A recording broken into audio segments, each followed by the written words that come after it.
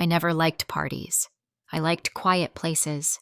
But that day, I went to a family dinner. It was for my cousin's birthday. I wore a simple dress. My hair was down.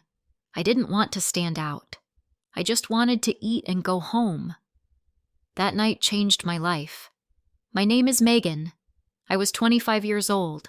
I worked at a small office near my house. My days were simple. I took the bus, worked all day, then came home. I lived with my mom. My dad had passed away when I was young. At the dinner, my uncle was cooking on the grill. Kids were running in the backyard. My mom was laughing with my aunt. The air smelled like grilled chicken and sweet corn. That's when I saw him. He stood near the drinks table. He had short black hair and kind eyes. He looked lost, like he didn't know many people there. I walked over and smiled. "Hi, I'm Meghan." He looked surprised, then smiled back. "Hi, I'm Vincent. I'm your cousin's friend. He invited me." We started talking. He told me he worked at a car garage. He said it was hard work, but he liked it. I liked his calm voice. He asked me what I did, and I told him I worked with papers in an office. He laughed and said, "That sounds boring." I laughed too. I liked that he was honest. After that night, we saw each other more. He texted me the next day. Then he called.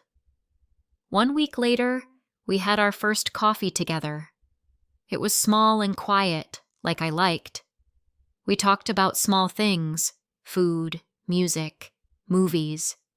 He said he didn't have much, but he wanted to build a life. I liked that about him. He didn't pretend to be rich or strong. He was just normal. I told my mom about him. She said, "Be careful, Meghan. You're kind. Not everyone is kind back." But I didn't listen. I felt happy when I was with him. He made me laugh. He looked at me like I mattered. After 3 months, he came to dinner at our house. My mom was polite but quiet. My aunt was there too. Her name was Julia. She was young, only 10 years older than me. She had red hair, nice clothes, and a loud laugh. Vincent looked surprised when he met her. "You didn't tell me your aunt is so young," he said to me later. I didn't like his tone, but I smiled and said, "She's like a sister to me. She grew up in this house too." He said nothing more, but from that day, I saw something change. He started coming over more often, even when I was busy. Once I came home early and saw him in the kitchen, talking with Julia. They were laughing. Too much. I felt strange, but I didn't say anything. Another time, I was looking for my charger in the living room. I heard Vincent on the phone. He was talking to someone. He said, "I just need a little help. I can't keep working like this forever." His voice was soft. I didn't know who he was talking to. Still, I told myself, he loves me. He said so. But something inside me felt cold. At my mom's birthday, the whole family came. Julia wore a red dress. Vincent couldn't stop looking at her. When she spoke, he laughed before she finished. When she walked away, his eyes followed her. Before we continue with the story, I'd love to hear from you. Which part of the world are you listening from today? Leave a comment below. And if this story touched your heart, please subscribe for more simple and emotional English stories. That night, I cried in my room. I didn't have proof, but I felt it. Something was wrong. Something was changing. I remembered what my mom said. Not everyone is kind back. Vincent was not the same. He came late. He left early. He forgot small things, like our plans, my birthday, my favorite food. He said he was tired or busy at work. But his lies were thin. I started to feel small next to him. I started to feel like I was not enough. Then one day, I saw it. A photo. It was on my aunt's table. I don't know why she left it there. It was a photo of her and Vincent. They were at a park. He was holding her hand. I stood there for a minute, then I left the house. I walked for hours. My hands were cold. My chest hurt. But I didn't cry. I didn't shout. I didn't ask why. I already knew. I didn't speak to Vincent that night. I didn't speak to Julia either. I just stayed quiet. I needed time to think. I didn't want to cry in front of anyone. I didn't want to ask questions. I didn't want to hear more lies. The next day, Vincent called me. I didn't answer. He sent a message. "Are you okay?" I turned off my phone. My mom saw me at breakfast. She asked, "Did something happen?" I shook my head, but she looked at me for a long time. Then she said, "You don't have to tell me, but remember, you are enough." I went to work, but I couldn't focus. His face was in my mind, her voice too, their laugh, that photo.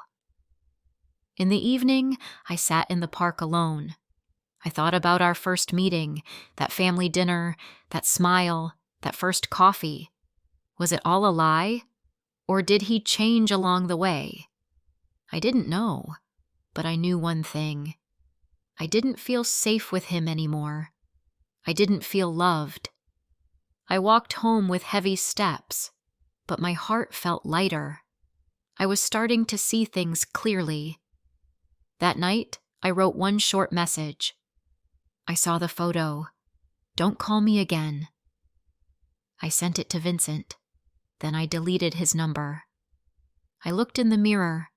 My eyes were red, but I saw something new. I saw strength. A small light. A start. I didn't cry that night. I thought I would, but I didn't. I lay on my bed, looking at the ceiling. The house was quiet. My mother had gone to sleep. The wind moved the curtains. The world was still. I felt pain, but it was soft now. Not like a storm, more like rain that had almost stopped. In the morning, I woke up early. I went for a walk before work. I passed the bakery, the small school, the same trees I saw every day. But that day, they looked different, like I was seeing them for the first time. I stopped near a bench and sat down.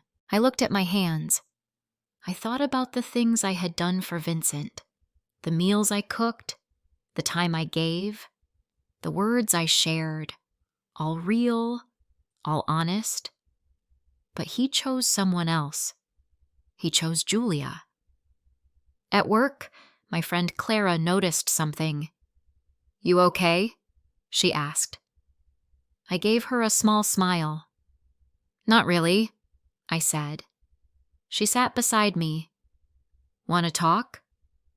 I paused. Then I nodded. I told her everything. The first meeting, the family dinners, the photo, the silence. She held my hand and said, "I'm sorry, but this is not your fault. He made that choice. Not you."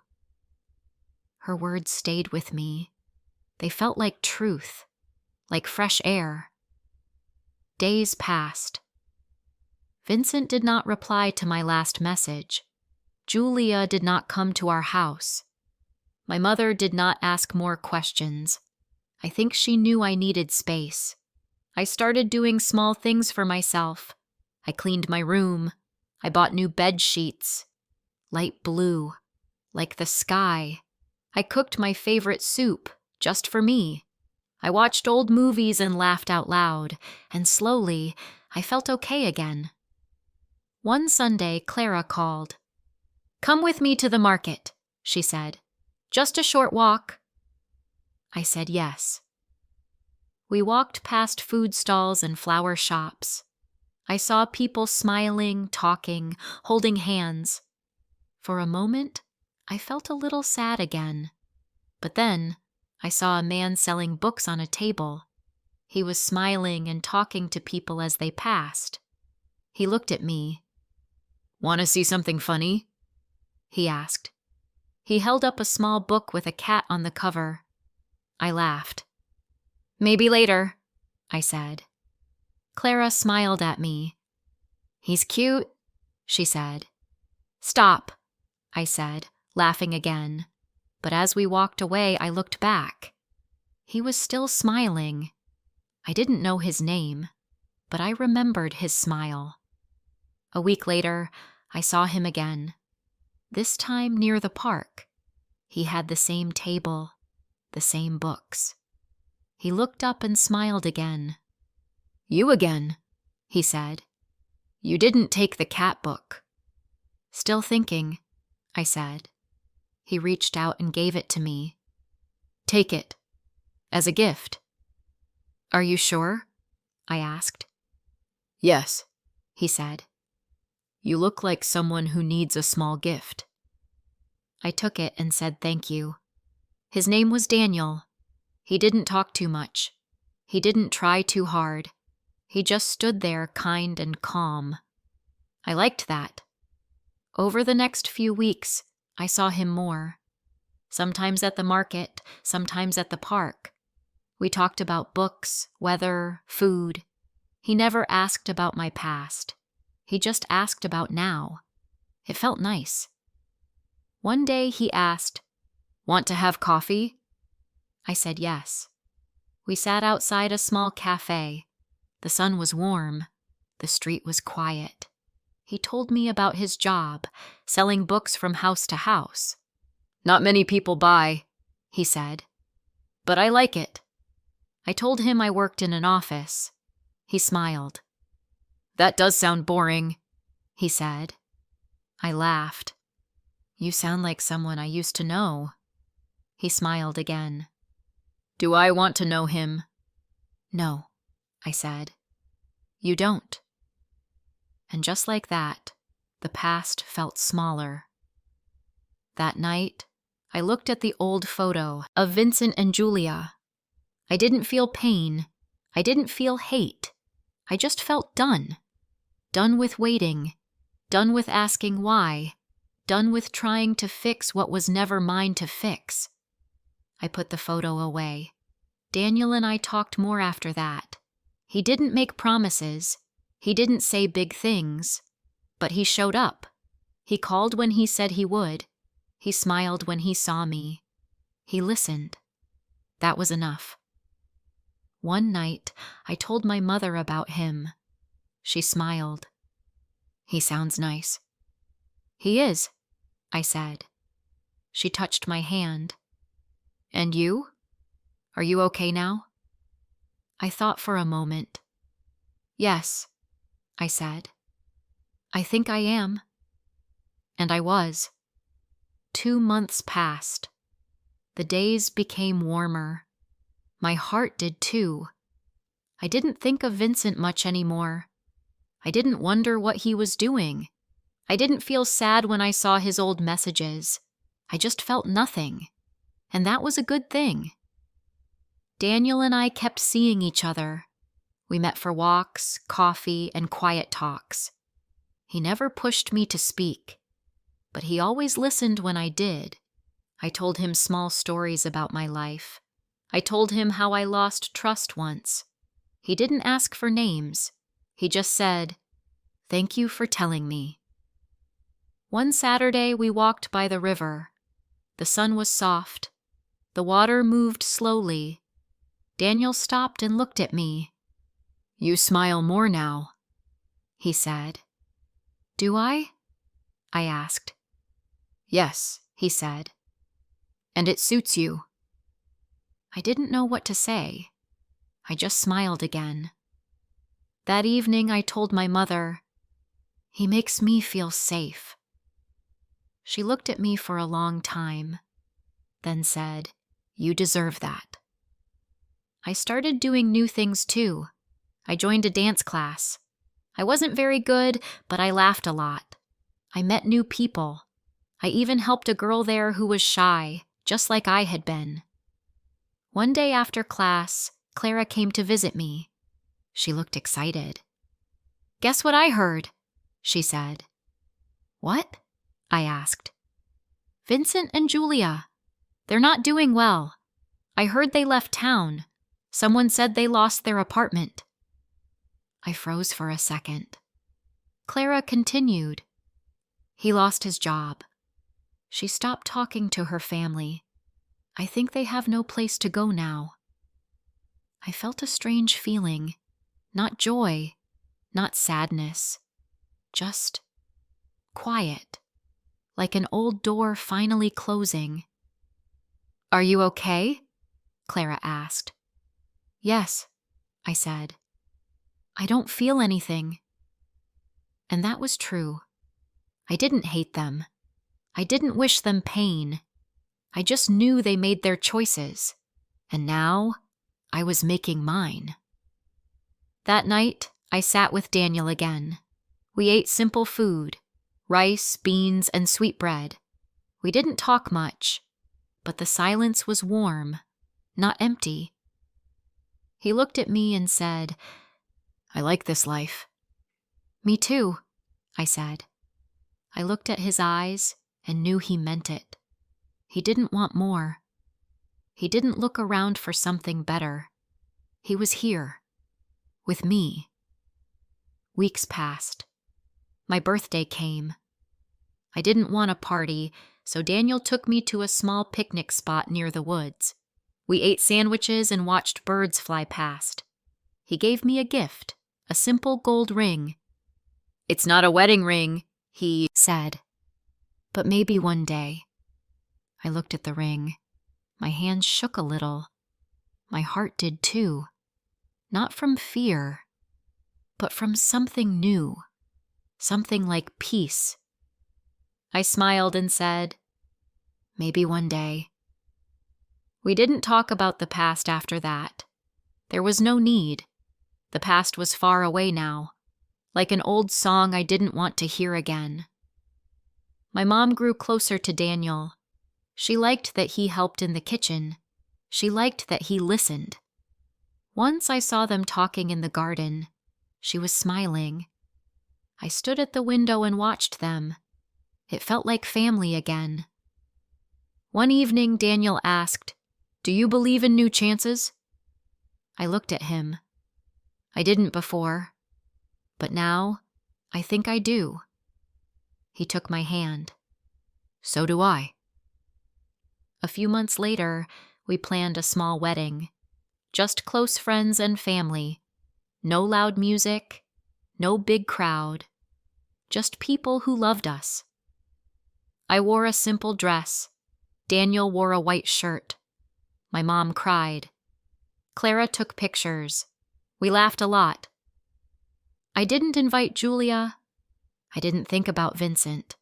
I just looked at Daniel and thought, this is what love should feel like. We said our vows under a tree. The wind was soft. The sun was golden.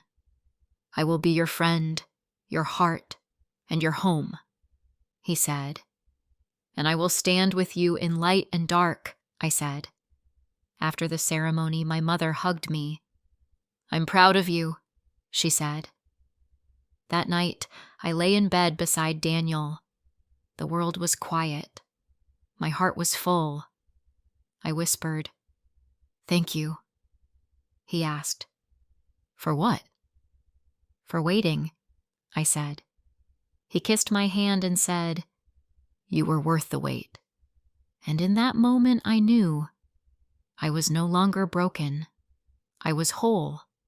I had loved once, and it ended in pain. But I learned. I grew. I let go, and now I had love again. This time, real. The days after the wedding felt like a dream. A simple dream, not big or loud, but soft, clear, and real. I woke up each morning beside Daniel. He made tea. I made toast. We sat in the kitchen and talked about small things. What to cook, what flowers were growing, where to walk that day. There were no secrets, no games, no lies, just truth and time. Daniel worked in the afternoons, selling books like always. He still didn't earn much, but it didn't matter. We had enough. I helped him now. I sometimes sat at his table and read while he worked. He liked that. People in the town started to know us. They called us the couple with the books. One old lady said, "You two look peaceful." And we were. But one afternoon, something strange happened. Daniel and I were walking near the market. I saw a man sitting by the corner. He had messy hair, a thin jacket, and tired eyes. I looked closer. It was Vincent. I stopped walking. Daniel looked at me. "You okay?" I nodded slowly. "That's someone I used to know." Vincent didn't see me. He was looking down. His hands were shaking. A cup was by his side. Empty. I didn't feel hate. I didn't feel sad. I just felt quiet again. Like before, I took Daniel's hand and we walked on.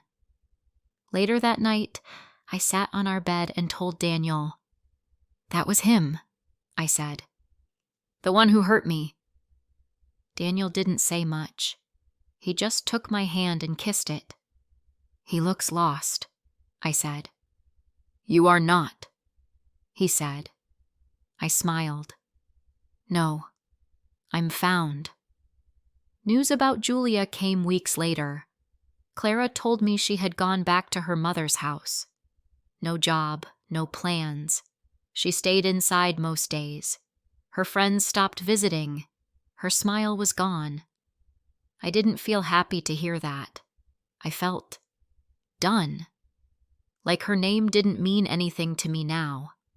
Sometimes pain returns like a whisper, a song, a shadow, but in my heart, I had closed that door. I was a different woman now. Daniel and I saved money slowly. 1 year after our wedding, we moved to a small house near the hill. It had 2 rooms and a tiny garden. I grew tomatoes and yellow flowers. He painted the door blue. We invited my mother for lunch every Sunday. She brought warm bread and small gifts. She always hugged Daniel first. One day she said, "You found something good." "Yes," I said. "I found myself first. Then I found him." We took long walks every weekend. Sometimes we spoke. Sometimes we didn't. But the silence was never empty. Daniel once said, "Love is not loud, it's steady." And he was right. Years passed, one by one, slowly, sweetly. I met new people. I shared my story sometimes, not with pain, but with strength. One girl cried when I told her. "You're so strong," she said. "No," I said. "I was weak once, but I stood up." That's all strength is. Standing up again. I started writing short stories for fun, just simple ones about love and hurt and hope. Daniel read every one. He always said, "This is beautiful." Even when the story was sad, he said, "It's still real. That's why it's good." He believed in me more than I did, and because of that, I started believing too. One morning, I looked in the mirror. I saw lines near my eyes. My hair was longer now. I was older, but I was still me, still Meghan, still the girl who once cried in silence, still the woman who learned to live again. Daniel walked in, holding 2 cups of tea. "What are you thinking about?" he asked. "Just the past," I said. "Good or bad?" "Both," I said. "But it doesn't hurt now." He kissed my cheek. "That's healing." I smiled. Yes, that's love. Later that year, we went to the city for a small trip. We stayed in a guest room, ate street food, and watched a movie at an old theater. On our last day, we walked by the river. Daniel stopped. Do you still think about him? Sometimes, I said. But not with pain, just as something that happened, like old rain. He nodded. I'm glad you don't carry it anymore. I gave it back, I said. I don't carry what isn't mine. We walked on. That night, as we packed to leave, I looked at him. You changed my life, I said. He smiled. No, you changed your life. I just came after. That's when I knew the truth. Real love doesn't fix you. It stands beside you while you fix yourself. Years later, someone asked me, if you could change the past, would you? I thought for a long time. No, I said, because even pain led me here, to this peace, to this love. I closed my eyes that night and slept deeply. No fear, no tears, just peace. Because I had learned something important. Some people leave. Some people hurt you. But in the end, your story is yours, and mine became beautiful. Life after the wedding felt peaceful. I woke up each morning beside Daniel. He always made tea first. I made toast. We sat near the window and watched the sunrise. We talked about simple things, like what to eat or where to go. There was no stress. There were no lies. Only quiet, honest love. Daniel kept selling books at his little table. He never made much money, but he loved what he did. I started helping him sometimes. I sat next to him and read while he worked. Sometimes I helped count the coins at the end of the day. We laughed a lot. People in town called us the book couple. Some even said we were their favorite love story. One afternoon, Daniel and I were walking near the old street market. We stopped to buy apples. As I looked around, I saw a man sitting on the ground. His head was down. His hair was messy. His clothes were old. I looked again. It was Vincent. He looked so different. His eyes were dark. His hands were shaking. An empty cup sat in front of him. He didn't see me. He looked lost. I stopped walking. I didn't know what to do. Daniel noticed and asked if I was okay. That's someone I used to know, I said softly. Daniel didn't ask more. He just nodded and gently held my hand. We walked past Vincent without saying a word. That night, I told Daniel the full story. I told him everything. How Vincent and I met, how he cheated with my aunt, how it broke me. Daniel didn't interrupt. He just listened. When I finished, he kissed my hand. You're strong, he said. I wasn't then, I said. But you are now, he replied. And he was right. I had changed. A few days later, Clara came to visit me. We drank tea in the garden. She had news. Julia went back to her mother's house, she said. She doesn't have a job now. She lost her friends. She stays inside most days. I listened without a word. I didn't feel anything. Not anger, not sadness, just silence. That chapter of my life was closed. I'm glad you're okay now, Clara said. I didn't think I would be, I told her. But I am. Time passed slowly after that, in a good way. Daniel and I saved some money and moved to a small home near the hills. It had 2 rooms and a garden with little yellow flowers. He painted the front door blue. I planted tomatoes. We took evening walks and held hands. Some nights we didn't speak. We just sat outside and watched the stars. My mother visited us every weekend. She brought warm bread and sometimes a gift. She and Daniel became close. She would talk with him in the garden while I cooked. One day she told me, "He's good for you." "I know," I said. "He respects you," she added. "That matters more than anything." I started feeling lighter, stronger, happier. The pain from the past was still there, but it didn't control me. I no longer dreamed about what happened. I didn't wonder what I did wrong. I finally believed the truth. It wasn't my fault. One morning, Daniel looked at me and said, "You smile more now." "I think I'm learning how," I replied. "You're glowing," he said. "I think that's called peace." I smiled. We made new memories. We visited nearby towns. We ate street food. We took pictures under trees and by rivers. Sometimes he gave me small gifts, a flower, a book, a note with kind words. On our second anniversary, he gave me a necklace with a tiny heart. "It's not gold," he said, "but it's full of love." "I love it," I said. "And I love you," he told me. I looked into his eyes. "Thank you for being my safe place." "Thank you for letting me," he said. I hope you have enjoyed the story. Like and comment if you want to hear more soon.